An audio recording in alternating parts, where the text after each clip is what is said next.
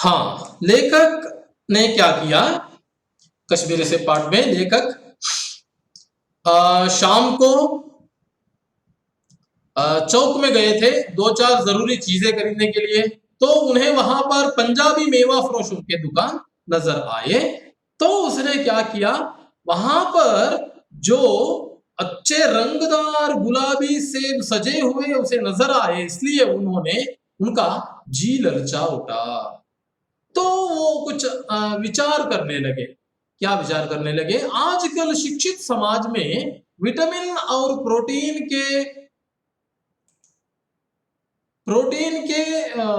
बारे में चर्चा होने लगी है, या प्रवृत्ति जो उन विचारों पर सोचने की प्रवृत्ति होने हो गई है। तो पहले क्या होता था, टोमेटो को कोई नहीं पूछता था। तो आज क्या हुआ है, टोमेटो भोजन का एक आवश्यक अंग बन गया है। तो पहले गाजर सिर्फ गरीबों के पेट भरने की चीज थी, मगर आज क्या हुआ है, वहां पहले उसे अमीर लोग क्या करते थे, सिर्फ गाजर के हलवा बनाकर खाते थे। मगर आज उन्हें पता चला है कि गाजर में भी बहुत सारे विटामिन और प्रोटीन के गुण हैं, इसलिए उसे टेबल पर या मेज पर स्थान प्राप्त हुआ है भोजनशाला के। तो वो ऐसे सोचते सोचते सेब पर विचार करने लगा। सेब स्वाद में और रस में आम से बढ़कर नहीं है, फिर भी घटकर भी नहीं। आम से बढ़कर नहीं है मान लूंगा मैं, मगर उससे घटकर भी नहीं, यानी दोनों बराबर के स्थान पर हैं। उसमें भी बहुत सारे गुण हैं सेब में भी। तो उसने उस कश्मीरी सेब जहां पर थे, सजे हुए रंगदार सेब जहां पर उसे दिखाई दिए पंजाबी मेवा फरोशन के दुकान में, वहां गया, लेकर गया और उनसे मोल भाव किया। मोल भाव करना, ಅವನ ಹತ್ರ ರೇಟ್ ಅನ್ನೆಲ್ಲ ವಿಚಾರ ಮಾಡಿಕೊಂಡ, ಎಷ್ಟು ರೂಪಾಯಿ ಏನು ಕತೆ ಅನ್ನೋದನ್ನೆಲ್ಲ। और आध ಸೇರ್ ಆಧ ಸೇರ್ ಸೇಬ್ ಮಾಂಗೆ, ಅರ್ಧ ಸೇರು। ಈ ಸೇರು ಅನ್ನೋ ಶಬ್ದದ ಅರ್ಥ ಇದೊಂದು ಪ್ರಮಾಣ ಸ್ವಲ್ಪ ಭಿನ್ನ ಭಿನ್ನವಾಗಿದೆ, ಒಂದೊಂದು ಪ್ರದೇಶಕ್ಕೆ ಪ್ರಾಂತೀಯವಾಗಿ ಸೇರಿನಲ್ಲಿ ಮಾಪನ ಭಿನ್ನವಾಗಿದೆ।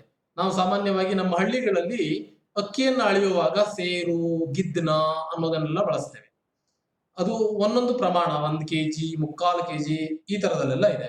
ಉತ್ತರ ಭಾರತದಲ್ಲಿ ಸಾಮಾನ್ಯವಾಗಿ ಒಂದು ಸೇರು ಅಂತಂದ್ರೆ ಅವ್ರೇನ್ ಹೇಳ್ತಾನೆ, 940 ಗ್ರಾಮ್ ಅನ್ನ ಸಾಮಾನ್ಯವಾಗಿ ಈಗ ತೋರಿಸ್ತಾರೆ।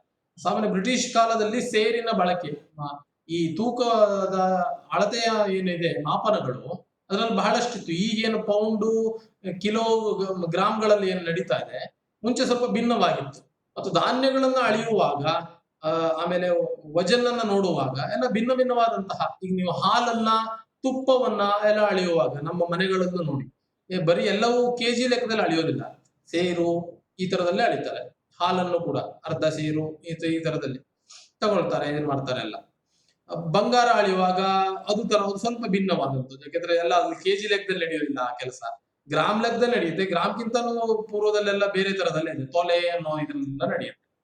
ಸೊ ಇಲ್ಲಿ 900 ಚಿಲ್ಲರೆ ಒಂದು ಸೇರು ಅಂತ ಆದ್ರೆ ಅದರಲ್ಲಿ ಅರ್ಧ ಸೇರು ಅಂದ್ರೆ 500 ಗ್ರಾಮ್, ಸಾಮಾನ್ಯ 500 ಗ್ರಾಮ್ ಅವನು ಅಂಗಡಿಯವನ ಹತ್ರಕ್ಕೆ ಸೇಬು ಹಣ್ಣನ್ನ ಕೇಳ್ತಾನೆ लेखक।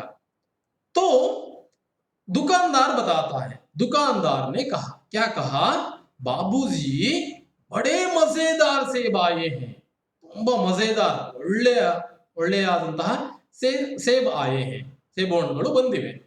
ಖಾಸ್ ಕಾಶ್ಮೀರ್ ಕೆ, ಖಾಸ್ ವಿಶೇಷವಾಗಿ, ಓ ಮೇರೆ ಲಿಯೆ ಖಾಸ್ ಆದ್ಮಿ ಹೇ, ಖಾಸ್ ಬಂದ, ಖಾಸ್ ದಿನ್, ವಿಶೇಷ ಅಂತ ಅರ್ಥ, ಖಾಸ್ ದಿನ್, ಖಾಸ್ ಶಬ್ದ, ಖಾಸ ದೋಸ್ತ, ಖಾಸ ಅಣ್ಣ, ಏನು ಆ ತರದಲ್ಲಿ ಖಾಸ್ ತುಂಬಾ ವಿಶೇಷವಾದ ಅನ್ನೋ ಅರ್ಥದಲ್ಲಿ ಇಲ್ಲಿ ಖಾಸ್, ಅದು ಖಾಸ ಅಣ್ಣ ಅನ್ನೋದು ನಾವು ರಕ್ತ ಸಂಬಂಧಿ ಹೇಳುವ ಅರ್ಥದಲ್ಲಿ ಹೇಳ್ತೇವೆ। ಇಲ್ಲಿ ಖಾಸ್ ಕಾಶ್ಮೀರ್ ಕೆ ಅನ್ನೋದನ್ನ ಅಂಗಡಿಕಾರ ಹೇಳ್ತಾ ಇದ್ದಾನೆ, ಅಲ್ಲಿಂದನೇ ಬಂದಿರುವಂತಹ ವಿಶೇಷವಾದ ಹಣ್ಣು। ಯಾಕಂದ್ರೆ ಹಿಮಾಚಲ್ ಪ್ರದೇಶ್, ಅಸ್ಸಾಂ, ಆಮೇಲೆ ಈ ಕಡೆ ಯಾವುದು ಉತ್ತರಾಂಚಲ್, ಈ ಕಡೆ ಎಲ್ಲ ಸೇಬು ಹಣ್ಣನ್ನು ಬೆಳೀತಾರೆ. ಪಂಜಾಬ್ ನಲ್ಲಿ ಎಲ್ಲ ಸೇಬು ಬೆಳೆಯುತ್ತೆ. ಆದ್ರೆ ಕಾಶ್ಮೀರದ ವೆದರ್ ನಲ್ಲಿ ಬೆಳೆದಂತಹ ಸೇಬು ಹಣ್ಣಿನ ಸ್ವಾದ ತುಂಬಾ ಡಿಫ್ರೆಂಟ್. ಸೇಬು ಹಣ್ಣಲ್ಲೂ ಬಹಳಷ್ಟು ವೆರೈಟಿಗಳಿವೆ. ಸೇಬು ಹಣ್ಣು ತುಂಬಾ ಇದೆ, 16-18 ನಮ್ನಿ ಸೇಬು ಹಣ್ಣುಗಳು ಬರ್ತವೆ. ನಾವು ಒಂದು 3-4 ನಮ್ನಿ ನಮ್ಮ ಸಿರ್ಸಿಪೇಟೆಯಲ್ಲಿ ಅಂತ ಊರಲ್ಲಿ ನೋಡ್ಬೋದು. ಅದ್ರ ಇನ್ನೂ ಜಾಸ್ತಿ ಇದೆ ವೆರೈಟಿಗಳು. ಸೊ ಇವನು ಕಾಶ್ಮೀರದಿಂದಲೇ ಬಂದಿರುವಂತದ್ದು. ಅಂದ್ರೆ ಯಾವ ಪ್ರಾಂತ್ಯದಲ್ಲಿ ಬೆಳೀತಾರೋ ಆ ಪ್ರಾಂತ್ಯದ ವಾತಾವರಣಕ್ಕೆ, ಹವಾಗುಣದಲ್ಲಿ ಬೆಳೆದಂತಹ ಯಾವುದೇ ಫಲ ಇರಲಿ, ಅದರ ಸ್ವಾದ ಭಿನ್ನವಾಗಿರುತ್ತೆ. ಹಾಗಾಗಿ ಹೇಳಿದೆ ನಾನು ಆವಾಗ ಇದನ್ನ ಹೇಳುವಾಗ, ಏನು ಮಾವಿನ ಹಣ್ಣಿನ ವಿಚಾರ ಹೇಳಿದೆ ನಿಮಗೆ. ಮುಂಬೈನಲ್ಲಿ ಪುರಿ, ರಸ್ಪುರಿ ಮಾವಿನ ಹಣ್ಣು, ರಸ್ಪುರಿ ಅಲ್ಲ, ಯಾವುದು, ಯಾವ ಮಾವಿನ ಹಣ್ಣು ಸುದ್ದಿ ಹೇಳಿದೆ ಭ್ರಾತಿ?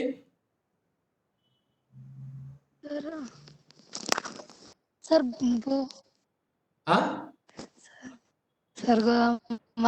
ಮಹಾರಾಷ್ಟ್ರದಲ್ಲಿ ಸರ್. ಯಾವುದು ಯಾವುದು ಸರ್?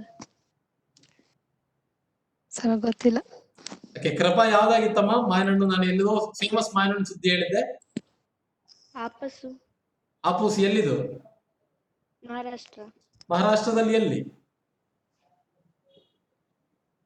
ಗೊತ್ತಿಲ್ಲ ಸರ್. ಓಕೆ, ಪ್ರಥಮ್ ಭಟ್ ಎಲ್ಲೋ? ಸರ್ ಗೊತ್ತಿಲ್ಲ. ತೇಜಸ್ವಿ ಗೊತ್ತಿದೇನೋ? ತೇಜಸ್ವಿ ಇಲ್ಲ ಸರ್. ರತ್ನಗಿರಿ ಆಪೂಸ್ ಅಂತ ಹೇಳಿದ್ದೆ. ಓಕೆ, ಏನ್ ಹೇಳ್ತಾ ಇದ್ದಾನೆ, ರತ್ನಗಿರಿಯಲ್ಲಿ ಬೆಳೆಯುವಂತಹ ಅಲ್ಲಿಯ ವೆದರ್ ನಲ್ಲಿ, ಅಲ್ಲಿ ಸಾಮಾನ್ಯವಾಗಿ ಕೋಸ್ಟಲ್ ಏರಿಯಾ ಇಂದ ಮೇಲ್ಗಡೆ ಬರುವಂತಹ ಊರು ಅದು. ಸೊ ಅಲ್ಲಿ ಬೆಳೆಯುವಂತಹ ಮಾವಿನ ಹಣ್ಣಿನ ಟೇಸ್ಟ್ ಭಿನ್ನವಾಗಿದೆ. ಅದೇ ರತ್ನಗಿರಿ ಆಪೂಸಿನ ಮಾವಿನ ಹಣ್ಣಿನ ಗಿಡವನ್ನ ನೀವು ಶಿರ್ಸಿಗೆ ತಂದು ಗಿಡವನ್ನ ಮಾಡಿ ಅದರಲ್ಲಿ ಫಲ ಬಂದ್ರೆ ಆ ರಿಯಲ್ ಟೇಸ್ಟ್ ಬರೋದಿಲ್ಲ. ಹಾಗಾಗಿ ಅಲ್ಲಿ ಬೆಳೆದಿರುವಂತಹ ಟೇಸ್ಟ್ಗಳು ಭಿನ್ನ. ಹಾಗಾಗಿ ಇಲ್ಲಿ ಕಾಶ್ಮೀರದಿಂದಂತಹ ಅಂತ ವಿಶೇಷವಾಗಿ ಹೇಳ್ತಾ ಇರೋದಕ್ಕೆ, ಕಾಶ್ಮೀರದ ಸೇಬು ಹಣ್ಣು ತುಂಬಾ ಪ್ರಸಿದ್ಧ ಮುಂಚಿನಿಂದಲೂ. ಅವಾಗ ಬ್ರಿಟಿಷರು ಯಾವಾಗ ಕಾಶ್ಮೀರದಲ್ಲಿ ಈ ಬೇಸಿಗೆ ಕಾಲದ ದಿನಕ್ಕಾಗಿ ಅಲ್ಲಿಗೆ ಹೋಗ್ತಾ ಇದ್ರು, ಹಿಮಾಚಲ ಪ್ರದೇಶ ಇರ್ಬೋದು, ಎಲ್ಲ ಕಡೆ ಅಲ್ಲಿ ಆ ಸೇಬು ಹಣ್ಣಿನ ಉತ್ಪಾದನೆಯನ್ನ ಪ್ರಾರಂಭ ಮಾಡಿಸಿದ್ರು. ಸೊ ಕಾಶ್ಮೀರದ ಸೇಬು ಹಣ್ಣು ತುಂಬಾ ಪ್ರಸಿದ್ಧವಾದಂಥದ್ದು.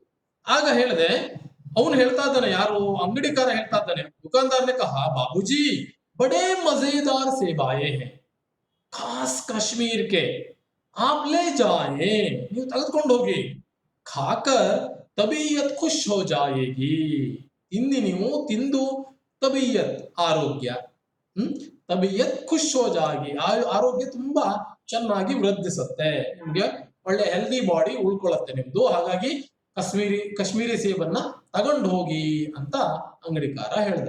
ಸಾಮಾನ್ಯವಾಗಿ ಅಂಗಡಿಯವರು ಬಿಟ್ಕೊಳ್ಳೋದಿಲ್ಲ, ತಮ್ಮ ಅಂಗಡಿಯಲ್ಲಿ ಇರೋದು ಎಲ್ಲವೂ ಕೂಡ ಅವರಿಗೆ ತುಂಬಾ ಚೆನ್ನಾಗೇ ಇರುತ್ತೆ. ಅದನ್ನು ಹೊಗಳಿ ಮಾರ್ತಾರೆ, ಇದು ಬಾರಿ ತುಂಬಾ ಚಲೋ ಇದೆ ಅಂತ. ಸರಿ, ಅವನು ಅಂಗಡಿಕಾರ ಹೊಗಳದ, ಇವನು ಕೇಳ್ದ, ಇವನಿಗೂ ಬೇಕಾಗಿತ್ತು, ನೋಡಿ ಆಸೆ ಬಂದಿತ್ತು. ಏನ್ ಮಾಡ್ತಾನೆ, ಮೈನೆ ರುಮಾಲ್ ನಿಕಾಲ್ ಕರ್ उसे देते हुए कहा चुन चुन कर रखना. ओ यहाँ पर एक रुमाल लेकर घूम रहे थे. ಸಾಮಾನ್ಯವಾಗಿ ಹಳೆ ಜನರನ್ನು ನೋಡಿ, ಅವರು ಮಲ್ಟಿಪರ್ಪಸ್ ಆಗಿ ಇಲ್ಲೊಂದು ಏನು ಟವೆಲ್ ಅನ್ನ ಇಟ್ಕೊಂಡಿರ್ತಾರೆ. ಹಳೆ ಜನರು ಮಲ್ಟಿಪರ್ಪಸ್, ಅದು ಕೇವಲ ಒಂದೇ ರೀಸನ್ಗಾಗಿ ಇಟ್ಕೊಳ್ಳೋದಲ್ಲ. ಬೆವರು ಒರೆಸ್ಲಿಕ್ಕೆ ಬಂತ ಬೆವರು ಒರೆಸ್ತಾರೆ, ಕೈ ಒರೆಸ್ಲಿಕ್ಕೆ ಬಂತ ಕೈ ಒರೆಸ್ತಾರೆ, ಊಟ ಆಯ್ತಾ ಮತ್ತೆ ಒರೆಸ್ಕೊಳ್ತಾರೆ, ಬಾಯಿಗೆ ಇದಕ್ಕೆಲ್ಲ ಒರೆಸ್ತಾರೆ. ಅವರು ಮೇಲಾರು ಹೋದ್ರ ಏನಾರು ಕಂಡ್ತೋ ಅದರಲ್ಲೇ ತುಂಬಿಕೊಂಡು ಕಟ್ಕೊಂಡು ಬರ್ತಾರೆ.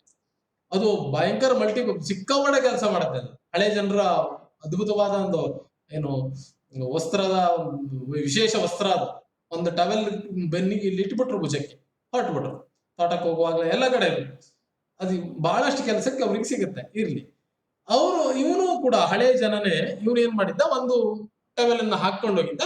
ಏನ್ ಮಾಡ್ದ, ಅಂಗಡಿಯಲ್ಲಿ ಅವನ ಹತ್ರಕ್ಕೆ ತನ್ನ ರುಮಾಲನ್ನ ತೆಗೆದು ಅವನ ಕೈಗೆ ಕೊಟ್ಟ.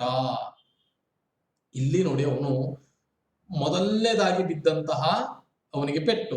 ಏನ್ ಮಾಡ್ದ, ತನ್ನ ಹತ್ರ ಇರೋ ಟವೆಲ್ ತೆಗೆದು ಅಂಗಡಿಕಾರ ಏನು ಹೊಗಳ್ಬಿಟ್ಟ, ಆಗಿದೆ ಹೀಗಿದೆ ಹಣ್ಣು, ತಗೊಂಡೋಗಿ ನಿಮ್ಗೆ ಭಾರಿ ಒಳ್ಳೇದಾಗುತ್ತೆ ಅಂತೆಲ್ಲ ಹೇಳ್ದ. ಹಾಗಾಗಿ ಏನ್ ಮಾಡ್ದ, ತೆಗೆದು ತನ್ನ ರುಮಾಲನ್ನ ಅವನ ಕೈ ಕೊಟ್ಟು ಅದರಲ್ಲಿ ಸ್ವಲ್ಪ ಬುದ್ಧಿ ಖರ್ಚು ಮಾಡಿದ್ದಾನೆ. ಏನ್ ಹೇಳಿದ್ದಾನೆ, ಚುನ್ ಚುನ್ ಕರ್ ರಕ್ನ, ಆರಿಸಿ ಆರಿಸಿ ಇಡು ಅಂತ ಹೇಳಿದ. ಸರಿ, ಅಂಗಡಿಕಾರ ಏನ್ ಮಾಡ್ದ, ಟವೆಲ್ ಅನ್ನ ತಗೊಂಡ, ರುಮಾಲನ್ನ ತಗೊಂಡ. ಅವ್ರು ದುಕಾನ್ದಾರ್ ಏನ್ ಮಾಡ್ದ, ಅವನು ಮೇನು ಆಗಿದ್ದ, ಅವನಿಗೆ ಅವನಿಗೆ ಹೆಲ್ಪರ್ಸ್ ಇದ್ರು.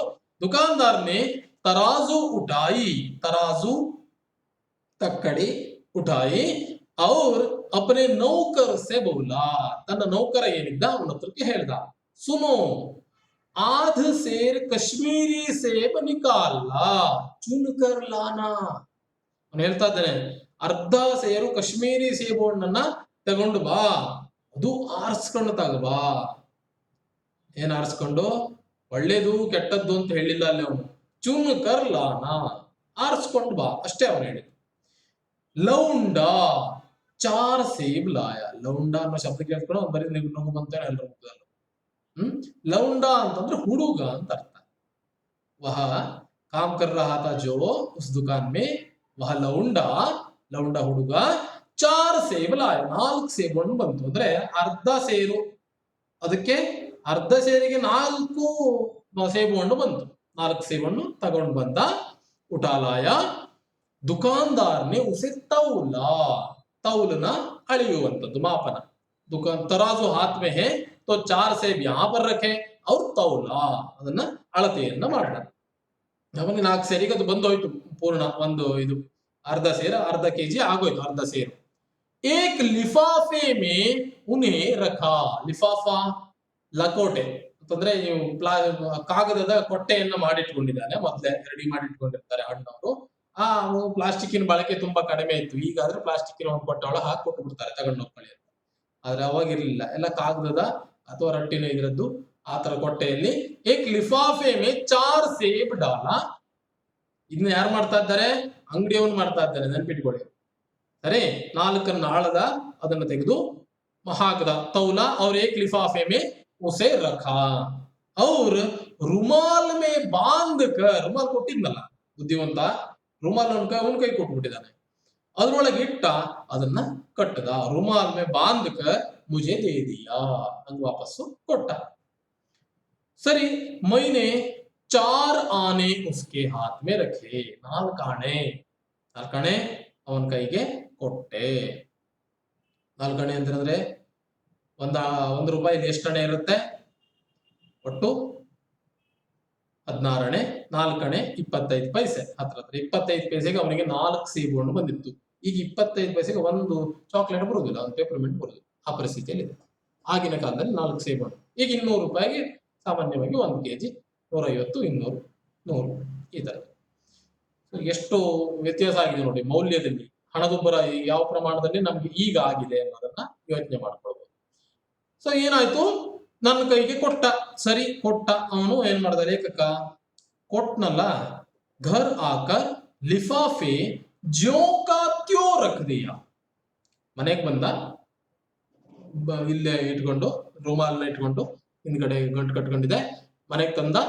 ಜ್ಯೋ ಕಾ ತ್ಯೋ, ಉಸ್ ಲಿಫಾಫೆ, ರುಮಾಲ್ ಓಪನ್ ಮಾಡ್ದ, ಆ ಲಿಫಾಫೆ ಒಳಗಡೆ ಇತ್ತಲ್ವ, ಲಕೋಟೆಯ ಒಳಗಡೆ ಸೇಬು ಹಣ್ಣು ಇತ್ತು, ಅದನ್ನ ಜೋಕಾ ತ್ಯೋ ರಖನ, ಜೋಕಾ ತ್ಯೋ ರಖನ ವೈಸೆ ಹಿ ರಖನ, ಕುಚ್ ಭಿ ಉಸ್ ಪರ್ ಉಸ್ಮೆ ಹರ್ಕತ್ ನಹಿ ಕರ್ನಾ, ಏನು ವ್ಯತ್ಯಾಸ ಮಾಡಲಿಲ್ಲ, ಹೇಗಿತ್ತ ಹಾಗೆ, ಜೋಕಾ ತ್ಯೋ ಹೇಗಿತ್ತ ಹಾಗೆ, ಜೋಕಾ ತ್ಯೋ ರಖ ದಿಯಾ.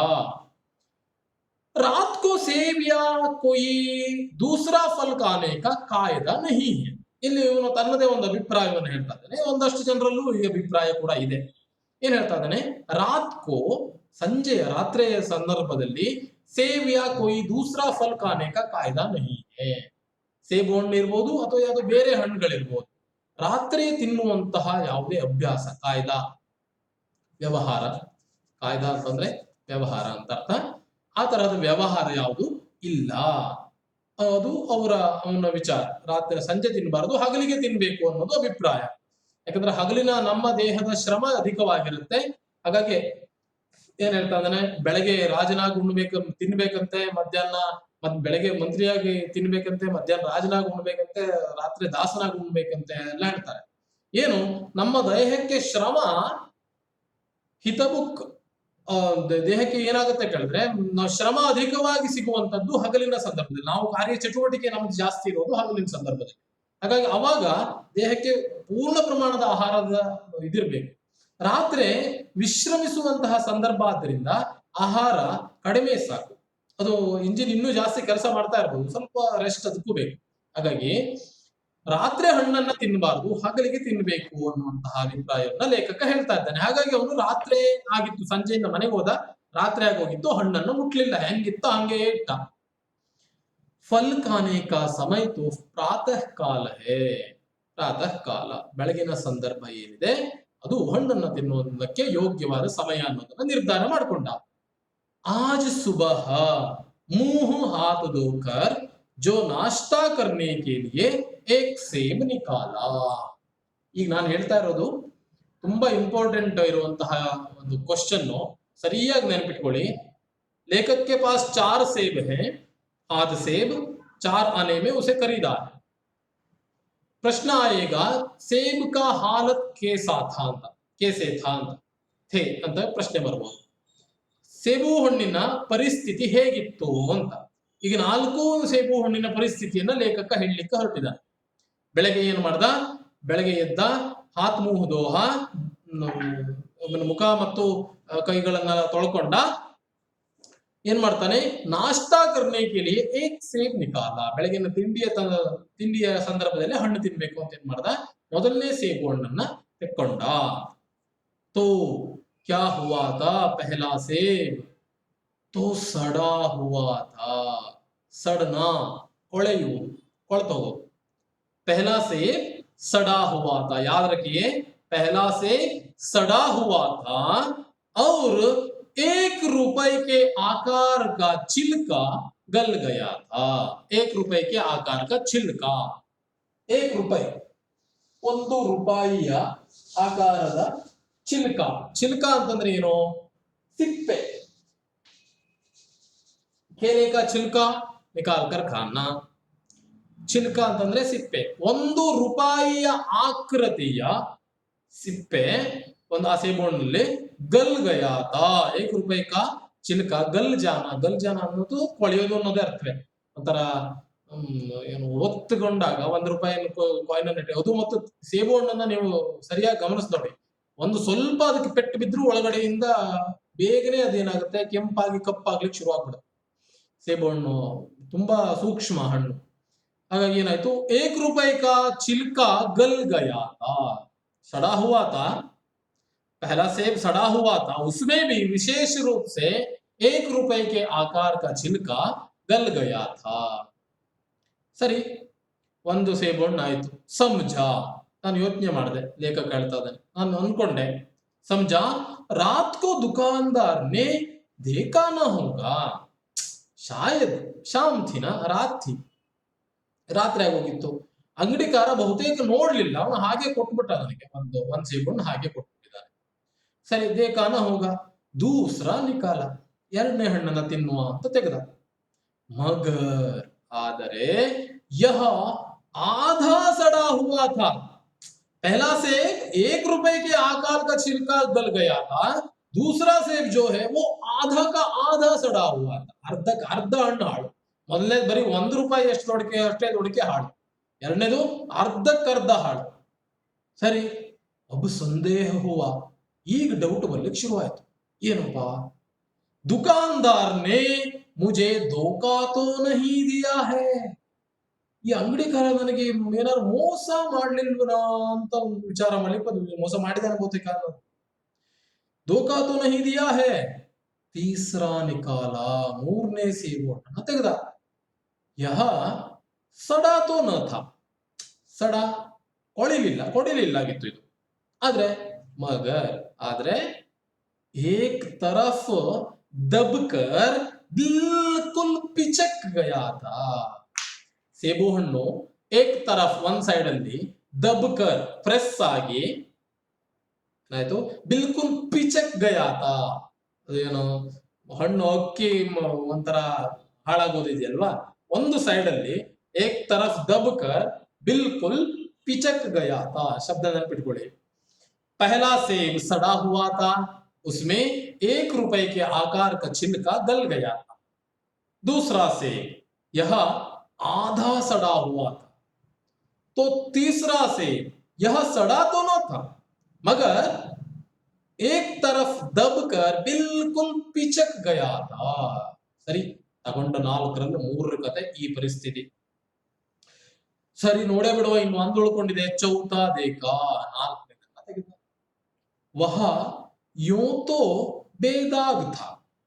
ಯೋತೋ ಇದು ನೋಡ್ಲಿಕ್ಕೆ ಬೇದಾಗ್, ದಾಗ್ ಅಂತಂದ್ರೆ ಕಲೆ. ಬೇದಾಗ್ ಅನ್ನೋ ಶಬ್ದ ಅರ್ಥ ಸ್ವಚ್ಛವಾಗಿ ಇತ್ತು, ಕಲೆ ಇಲ್ಲದೆ, ಕಲೆರಹಿತವಾಗಿ. ಓಕೆ, ಯಾವುದೇ ಎದುರುಗಣ್ಣಿಂದ ಅನಿಸ್ತಾ ಇಲ್ಲ ಇದು ಹಾಳಾಗಿದೆ ಅಂತ ಅನಿಸ್ತಾ ಇಲ್ಲ ನನಗೆ, ಕೊಳೆಲೂ ಇಲ್ಲ, ಇದು ಆಗ್ಲಿಲ್ಲ. ಮಗರ್ ಆದರೆ ಉಸ್ಮೆ ಏಕ್ ಕಾಲಾ ಸುರಾಖ್ ಥಾ, ಅದರಲ್ಲಿ ಒಂದು ಕಾಲ, ಕಪ್ಪಾದಂತಹ ಸುರಾಖ್. ಸುರಾಖ್ ಅಂತಂದ್ರೆ ಒಂದು ಏನು ಸೀಳು, ಒಂದು ಗೆರೆ ಒಳಗಡೆಯಿಂದ ಹೋಗಿದೆ. ಈ ಸಾಮಾನ್ಯ ಬದ್ನೆಕಾಯಿ ಯಾರಾದ್ರೂ ಹೆಣ್ಮಕ್ಳು ಕೊಚ್ಚಿ ನೋಡಿದಿದ್ರೆ ಗೊತ್ತಾಗುತ್ತೆ. ಕೆಲವೊಂದಷ್ಟು ಬದ್ನೆಕಾಯಿ ಹೊರಗಡೆಯಿಂದ ಒಂದ್ ಸಣ್ಣ ಹೋಲ್ ಇರುತ್ತೆ, ಗೊತ್ತೇ ಆಗೋದಿಲ್ಲ, ಏನೋ ಅನ್ಸೋದೇ ಇಲ್ಲ. ಕಟ್ ಮಾಡೋದ್ರಲ್ಲಿ ಗೊತ್ತಾಗುತ್ತೆ, ಒಳಗ್ ಪೂರ್ತಿ ಹಾಳಾಗಿರುತ್ತೆ.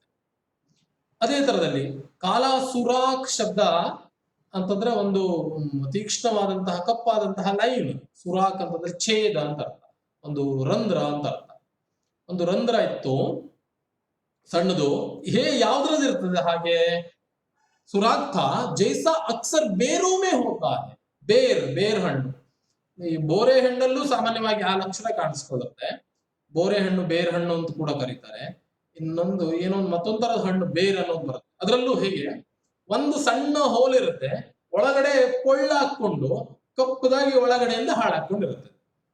ಬೋರೆ ಹಣ್ಣಲ್ಲಿ ನೀವು ಬೋರೆ ಹಣ್ಣು ತಿಂದು ನೋಡಿದಾಗ ನಿಮ್ಗೆ ಆ ಬೀಜದ ಸುತ್ತಮುತ್ತಲಿನ ಪ್ರದೇಶ ನೋಡಿ, ಒಂಥರ ಸ್ವಲ್ಪ ದಿವಸ ಆದ ನಂತರದಲ್ಲಿ ಇದು ಹಾಳಾಗ್ತಾ ಬಂದಿರುತ್ತೆ, ಬೀಜ ಸುತ್ತಲಿನ ಜಾಗ. ಆ ತರ ಆಗಿತ್ತು. ಎದುರುಗಡೆ ನೋಡಿದ್ರೆ ಏನು ಗೊತ್ತಾಗೋದಿಲ್ಲ ಅದು ಹಾಳಾಗಿದೆ ಅಂತ, ಸರಿನೇ ಇದ್ದಿರುತ್ತೆ. ಮೇಲ್ಗಡೆಯಿಂದ ಒಂದು ಸಣ್ಣ ಹೋಲ್ ಬಿದ್ದಿದ್ದು ಆ ಬೀಜವನ್ನ ಬಿಟ್ಟು ಒಳಗಿಂದ ಒಳಗೆ ಒಂಥರ ಕೊಳತಾವ, ಒಂಥರ ಆಗಿರುತ್ತೆ. ಆ ತರದ ಪರಿಸ್ಥಿತಿ 4ನೇ ಸೇಬು ಹಣ್ಣಿನದ್ದಿತ್ತು. ಕಾಟಾತು ಬೀತರ್ ವೇಸೇ ಹಿ ದಬ್ಬೆ, ಅದನ್ನು ಕಟ್ ಮಾಡ್ದ.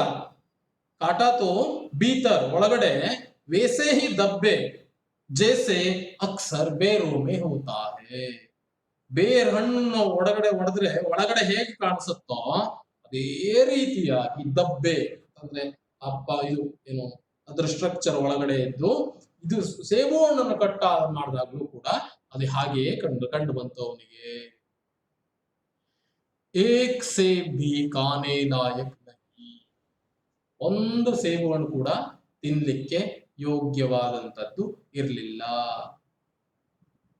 4 आने पैसों का इतना गम न हुआ जितना समाज के इस चारित्रिक पतन का.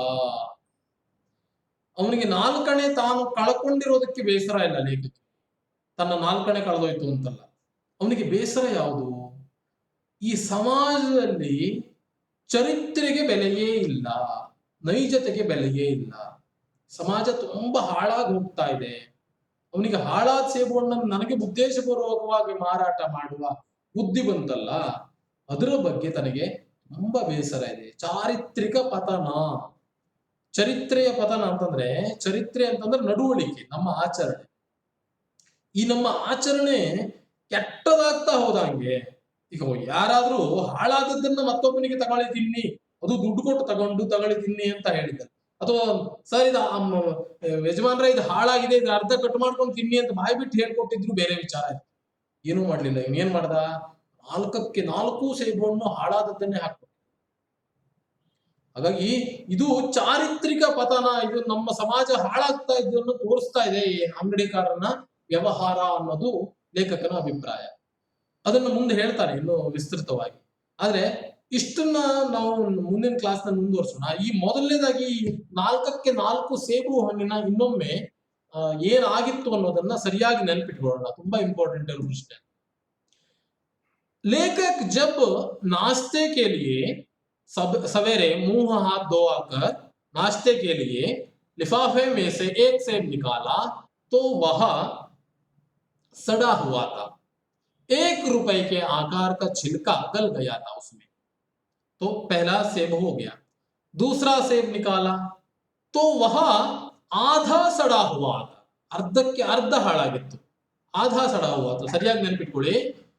तीसरा सेब निकाला वह सड़ा तो ना था, ಅದು ಏನಾಗ್ಲಿಲ್ಲ, ಹಾಳಾಗಿರ್ಲಿಲ್ಲ, ಆದ್ರೆ आधा दबकर बिल्कुल पिचक गया था, ಅರ್ಧ ಹಣ್ಣು ಒತ್ತಡದಲ್ಲಿ ಸಿಗಾಕೊಂಡು ಒತ್ತಿ ಅರ್ಧ ಹಾಳಾಗೋದು.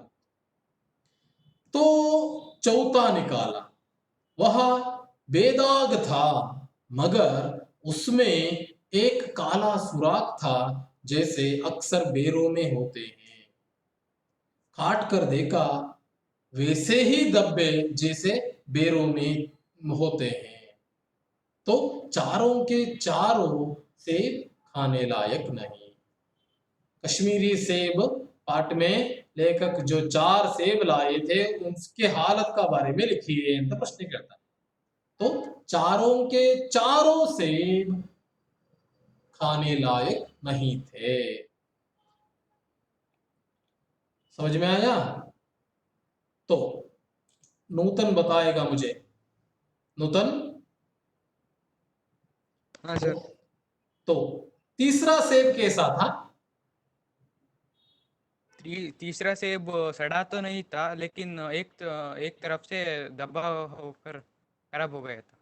खराब है, परफेक्ट वही उत्तर चाहिए मुझे. एक तरफ दबकर बिल्कुल पिचक गया था. सुना?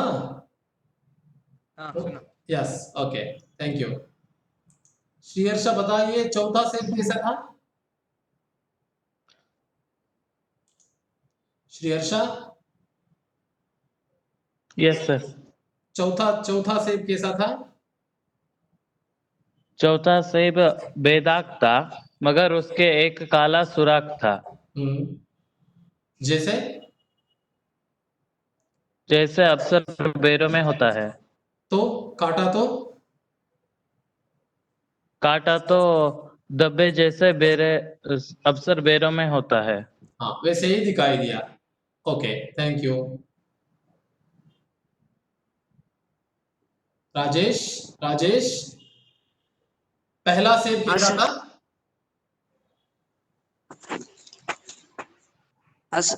पहला सेब कैसा था? पहला सेब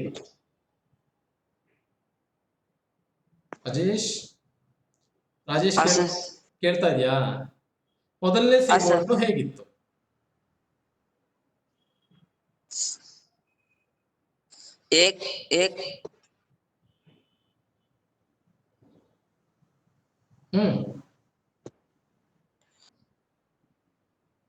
पहला सेब कैसा था? ಪಾಠ ಕೇಳಿದೀನಾ? ಮೊದಲನೇ ಸೇಬು ಹೆಂಗಿತ್ತು?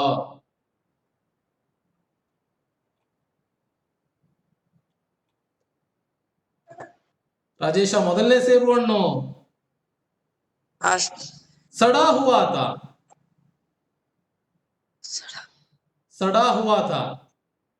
ಹೌದಾ? ओके, निवेदिता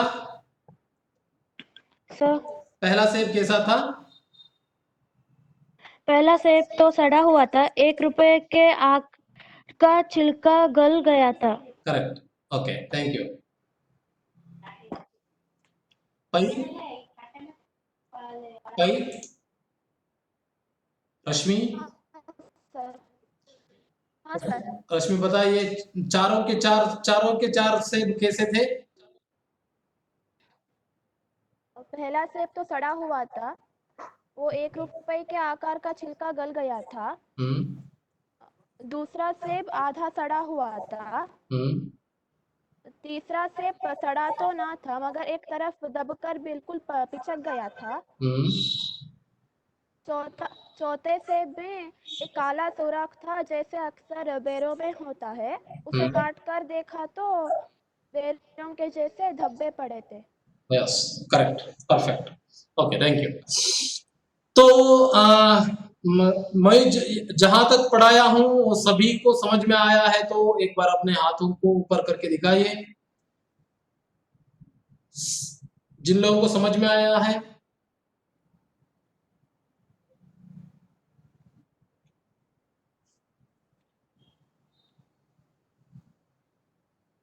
तो किसी शब्द में या किसी वाक्य में कुछ आप लोगों को तकलीफ हो तो बताइए यादाद्रू शब्द अर्थ ಆಗ್ಲಿಲ್ಲ ಏನಾದರೂ ಇದ್ರೆ ಯಾರಾದರೂ ಏನಾದರೂ ಹೇಳೋದಿದ್ರೆ ಹೇಳ್ಬೋದು ನಿಮ್ಮ ಆಡಿಯೋ ಆನ್ ಮಾಡಿಕೊಂಡು ಹೇಳಿ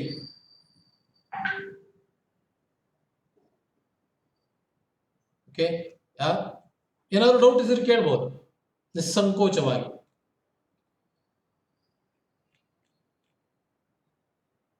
ಓಕೆ ಕ್ಲಿಯರ್ ಇದೆ ಅಂದ್ಕೊಳ್ತೇನೆ ಇವತ್ತಿನ ಪಾಠ ಸೊ ತುಂಬಾ ಸೊಗಸಾದಂತಹ ಕಥೆ ಅಲ್ಲಿಯ ತನಕ ಇನ್ನು ಒಂದೆರಡು ಸಲ ಓದಿ ಹಾಗೆ ಒಮ್ಮೆ ನಾನು ಪಾಠ ಮಾಡಿದ ತಕ್ಷಣ ಬಿಡ್ಬೇಡಿ ನಿಮಗೆ ಬೇಗನೆ ನೆನಪಿರುತ್ತೆ ಈಸಿಯಾಗಿ ಅದು ಏನಾಗುತ್ತೆ ಈಗ ಅರ್ಥ ಆಗಿರುತ್ತೆ ಅದು ನೆನಪು ಕೂಡ ಉಳಿಯುತ್ತೆ ಒಂದೆರಡು ಸಲ ಓದಿದ್ರೆ ಹಾಗಾಗಿ ಮತ್ತೊಂದೆರಡು ಸಲ ಓದಿ ಸೊ ನಾನು ನೆಕ್ಸ್ಟ್ ಕ್ಲಾಸ್ ಯಾವತ್ತು ನಾಳೆ ಯಾವುದು ಅಂತ ಹೇಳ್ತಾರೆ ನನ್ನ ಕ್ಲಾಸ್ ಯಾವತ್ತು ಬರುತ್ತೆ ನೋಡೋಣ ಮುಂದಿನ ಪಾಠವನ್ನ ಮುಂದುವರಿಸೋಣ ಫೇರ್ ನೋಟ್ ಅನ್ನ ಬರೆದು ಮುಗಿಸ್ಕೊಳ್ಳಿ ನಾನು ಸಂಜೆ ಮೆಸೇಜ್ ಮಾಡ್ತೇನೆ ನನ್ಗೆ ಯಾರ್ಯಾರು ಫೇರ್ ನೋಟ್ ಬೇಕು ಅಂತ ಅವರು ನನಗೆ ಫೋಟೋವನ್ನ ಕಳಿಸಿ ಓಕೆ ಸೊ ತಬ್ ತಕ್